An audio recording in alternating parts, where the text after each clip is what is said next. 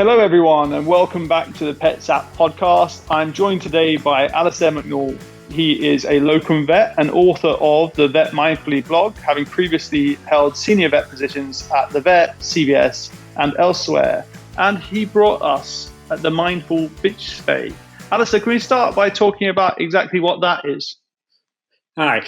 Yeah, so the Mindful Bitch Spay, that came about after I'd had some experience of talking therapies and getting really into mindfulness. One day I found that while I was doing a rather large bitch spay, I think it was about 50 kilo mastiff, I was actually using the techniques of mindfulness just to split the process into a step-by-step process, and I found that I was getting the operation done so much more efficiently without any anxiety building up. And I thought, actually, yeah, I'm using mindfulness here to a very, very positive effect in my everyday life. And I sat down and actually thought about it and wrote that piece, the Mindful Bitch Spay, using mindfulness to just, as I say, break it all down into a step-by-step process, be focused in what you're doing, not worrying about what other things you have to do in the day, and just, getting the job done as stress-free as possible. And I wrote that down and I sent it to Vet Life, who unsurprisingly said that they get a lot of people being anxious about doing bitch spays because it's not something you can avoid doing really in general For practice. Sure. And they had a lot of inquiries about that, and they really liked the piece, and they put it on their pages, and I then went on to create the blog and the Vet Mindfully blog, and it really went from there. Brilliant. And maybe we should just sort of take a step back, because most people listening will know what a bitch spay is. Yes. If you don't know what a bitch spay is, probably this episode is not for you. Yeah, but not everyone listening will know what mindfulness is. Absolutely. So do you want to have a crack at defining that for us? Defining mindfulness, it's quite straightforward. It's about being present in the moment. It's about actually being and experiencing what you're doing rather than actually just doing it automatically. So the roots of mindfulness go way back, so to the traditions particularly of yoga and Buddhism. That is really where about the sort of being present in the moment comes from. It has been kind of repackaged more recently and has become known as mindfulness. And it's a very simple concept, but it's one that can be very powerful in helping with coping with anxiety, depression, concentration, and it just generally helps you get more out of life, because you become aware of what you're doing, how it's affecting your emotions, how it's affecting what thoughts that you're having, how it's affecting your body. So it is a very powerful thing.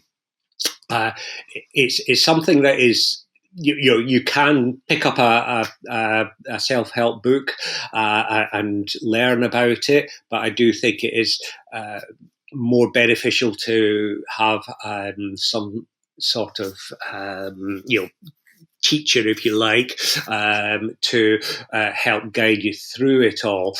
And as I say, although it's a very simple concept, it is quite difficult to do.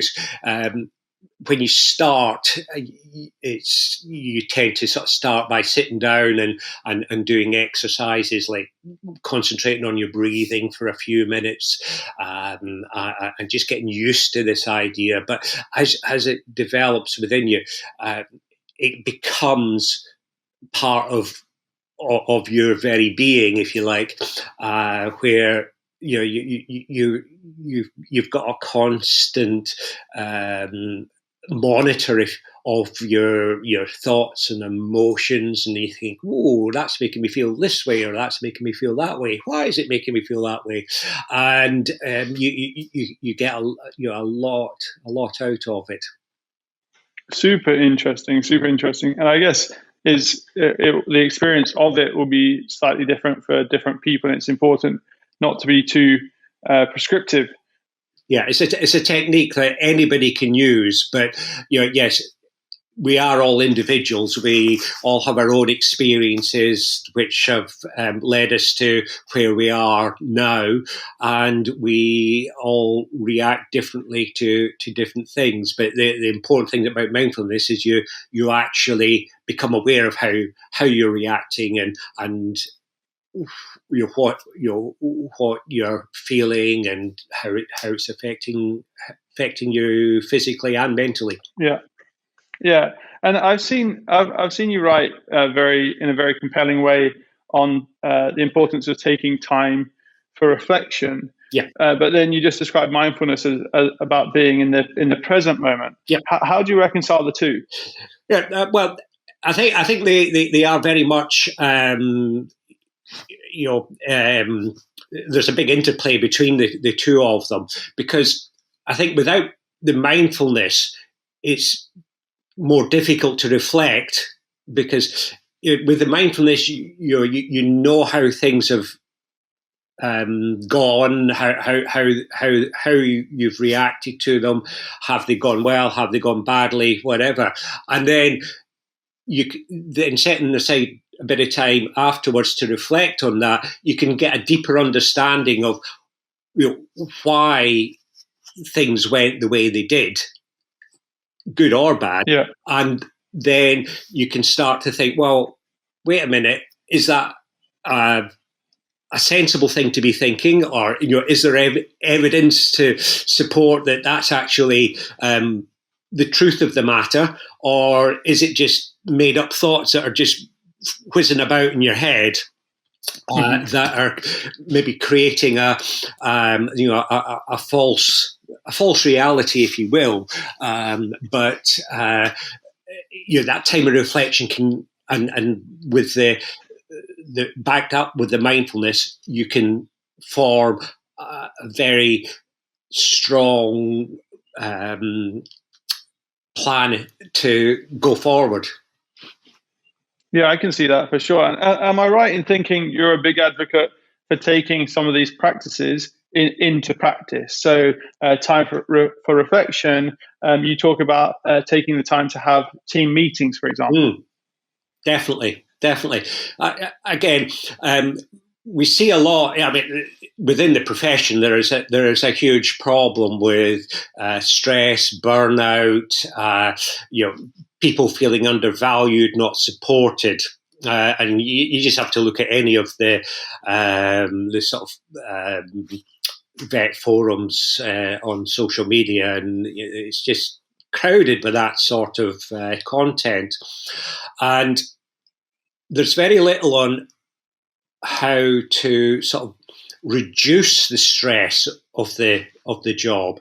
There's a lot of talk, and you see it within companies, and that there's the opportunities to cope with stress. But I feel that it's better if we, rather than just getting into this mindset of, it's a stressful job, we've got to cope with it, here are some resources to help you cope with it. Why don't we look at it as we can make it less stressful?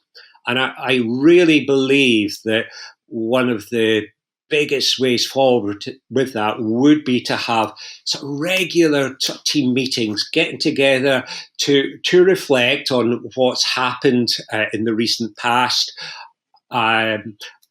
what's gone well for us, what's not got so well for us, what our clients are saying to us, how our colleagues are feeling, and we can talk about these things, and we can set processes in place to help everybody. You find out where people are finding difficulties, where people are finding successes, share that success, and then you work out what's needed to help people progress, to feel supported, to really actually start to enjoy the job rather than just coping with it.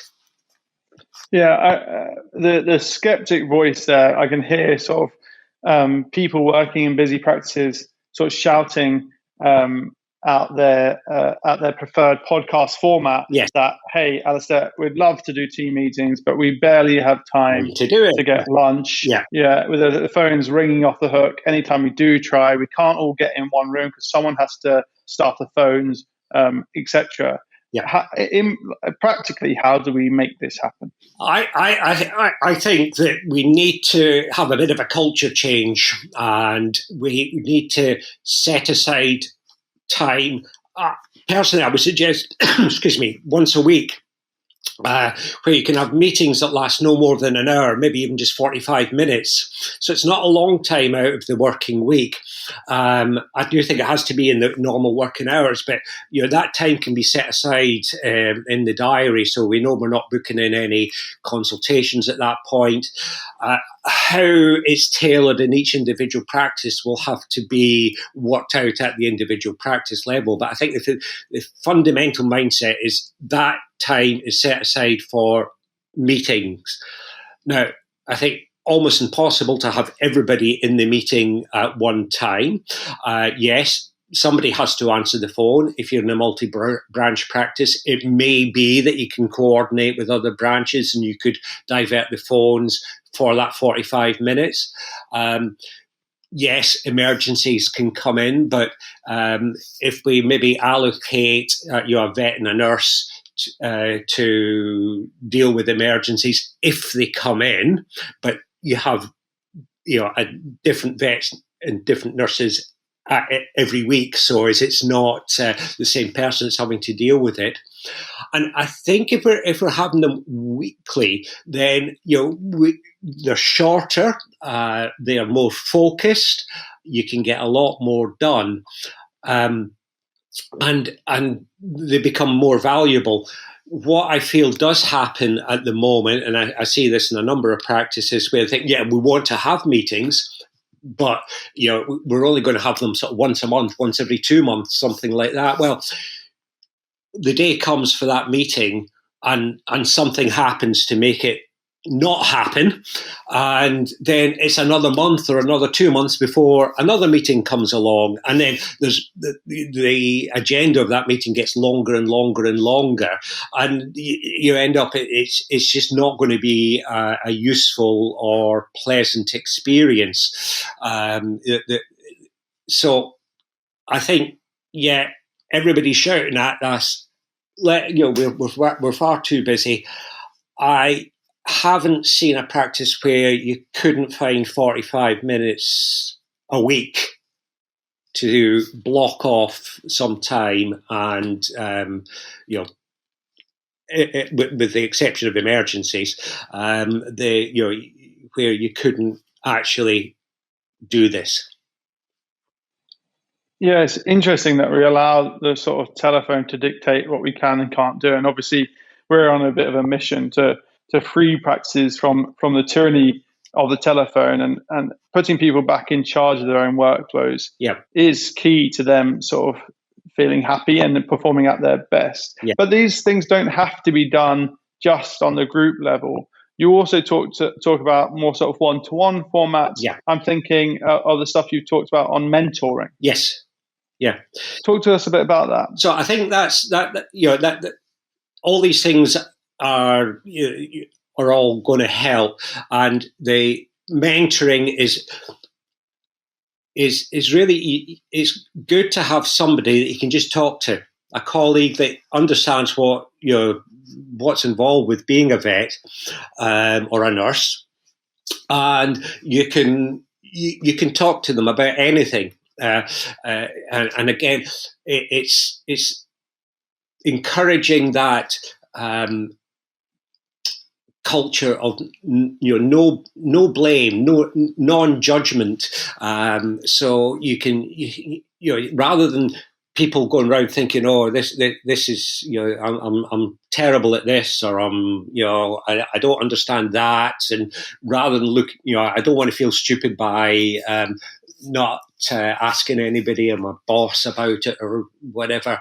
You've got somebody as a mentor who you can talk about all these things, and that mentor can guide you as to, right, well, you can find this information here, or maybe we want to organise a CPD event in that.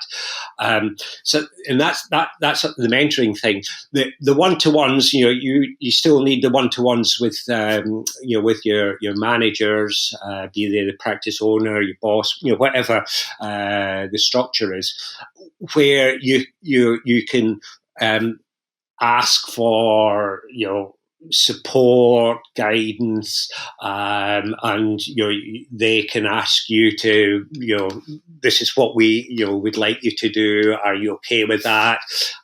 So that's a more structured sort of review process, which is important.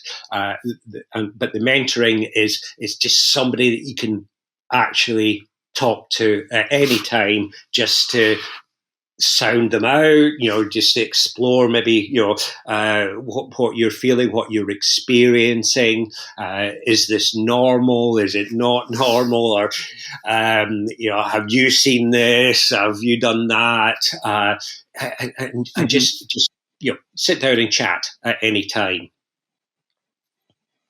Yeah, there's this meme that did the rounds on the internet that I think applies to veterinary medicine, where someone in a meeting says, what if we invest in our people and they leave? And then the sort of wiser head says, what if we don't invest in them and they stay? And I think that's very much the theme here, isn't it? That we need to invest in each other and be there for each other to create these high performing teams. Yes, I firmly believe that, and I'm also quite aware that it is going to be a little bit of a culture change. I think with the pandemic, we've already shown that we can adapt. Because we're already using platforms like PetsApp. We're already using the phone to speak to clients before bringing the animals in. We're not allowing clients into the premises by and large. So we've already shown that we can adapt. So I think now's a good time to think, right, as maybe the lockdown starts to lift and, we've got these other resources now, how can we make practice even better? Definitely. We don't have to do things the way they've always been done. There is an opportunity for resetting expectations. Do you have any advice on that sort of change management process? Because people on average in general they do fear change. So how do we help them embrace it and see the opportunities? I think undoubtedly that's the biggest hurdle. Change is always seen, usually seen with a suspicious mind, but I think we've got to grab that opportunity. I think I think it's important to set out what the goals are for the changes that we're going to implement, what the benefits are to the individual, what the benefits are to the practice, and indeed I think what the benefits are to the profession as a whole. The practice standard schemes is a good place to start. They require that you do have meetings regularly, but that what is regular as far as they're concerned, it could be once a month, it could be once every 6 months. It seems to be a very non-defined. Regular rather than frequent. I guess. Yes, yeah. But that's a good place to start as well. There are resources like the Royal College knowledge site. That's got a lot of good sort of tips and guidelines for things like significant events and evidence-based medicine. I do believe that they are starting to bring together practice meeting type advice as well. But I think the outside is that we've got to be able to sort of sit down and say, look, this is why we're doing this. This is what we want success to look like. And we've got to try and get people to buy into that. As senior members of the profession, we've got to try and get the younger members to buy into this. And that doesn't necessarily have to be the practice owners or bosses. I think just us senior members of the profession, rather than just saying, "Oh yeah, it was good enough for me in my day." Here I am. I'm saying, "Look, I've seen all this, and I've seen what the difficulties are. Let's do something about it." Yeah, for sure. And I think when you're faced by a team of people who already feel stressed, just layering on one more thing isn't going to work. So you have to very quickly communicate the what's in it for me, rather than expecting people just to get on board with it through drawing on a seemingly bottomless well of goodwill. So I think that's well said. Do you think part of this is the need to build resilience? Do we need to build resilience to change, resilience in practice? Is that part of what the mentoring is? Yes, I do. But I think these processes, the mentoring, the meetings, and on the individual levels, using techniques like mindfulness, those are the things that do build resistance. Now, everybody has a set level of resilience, which will be different for everybody, and there will be events during your day that will eat away at that resilience. And eventually it will be taken away and you start to crumble a little bit under the pressure. But what that level is very much an individual thing. But anything and everything that we can do to try and just build up a little bit more resistance, it will help to reduce the number of people, I think, that are ending up struggling. And it's not going to stop it altogether, because it is a stressful job. There's no doubt about it. But it will help, I think, to really reduce the number and the frequency of people reaching that point of burning out and not able to cope anymore, because that's such a sad thing to see.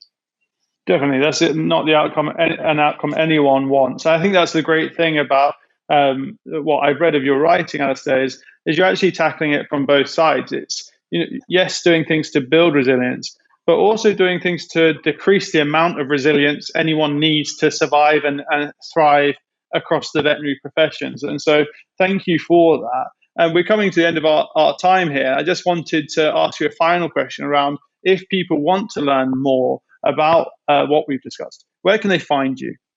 Where can they find me? You can find me at mindful.vet. So just type that in and you will find me. That's the Vet Mindfully website, and you'll come up with a picture of my three-legged Labrador looking over over a Cornish sunset on the seaside. A nice and peaceful image there. I've got contact pages and everything there, so that's where you can find me. Brilliant, and thank you so much for joining me today. My pleasure.